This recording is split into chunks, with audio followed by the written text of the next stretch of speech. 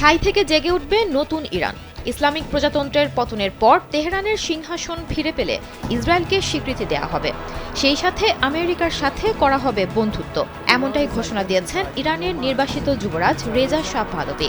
গেল বৃহস্পতিবার ভোরে সামাজিক যোগাযোগ মাধ্যম এক্সে শেয়ার করা এক ভিডিও বার্তায় তিনি এই বক্তব্য দেন। তিনি এমন এক সময়ে বক্তব্য দিয়েছেন যখন তার ঠিক একদিন আগে মার্কিন প্রেসিডেন্ট ডোনাল্ড ট্রাম্প রয়টার্সকে দেয়া এক সাক্ষাৎকারে বলেছেন যে ইরানের বিরোধী নেতা রেজা পাহলভিকে খুব ভালো মনে হলেও পাহলভি ইরানের ভেতরে সমর্থন জোগাড় করতে পারবেন কিনা তা নিয়ে সন্দিহান তিনি।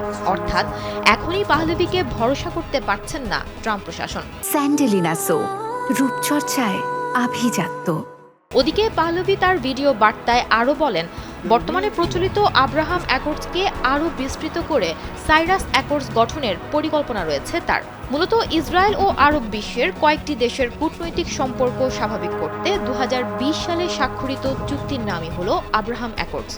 আর সাইরাস অ্যাকর্ডস হলো আব্রাহাম অ্যাকর্ডসের সম্প্রসারিত চুক্তি, যার মূল লক্ষ্য ইরান, ইসরায়েল এবং আরব বিশ্বের মধ্যে একটি বৃহত্তর শান্তি ও সহযোগিতা প্রতিষ্ঠা করা, যা প্রাচীন পারস্যের রাজা সাইরাস দ্য গ্রেটের ঐতিহাসিক নীতি অনুসরণ করে। এ চুক্তির লক্ষ্য একটি মুক্ত ধর্মনিরপেক্ষ ইরানকে ইসরায়েল ও অন্যান্য আরব দেশের সাথে সংযুক্ত করা, যার ফলে মধ্যপ্রাচ্যে স্থিতিশীলতা বজায় থাকবে।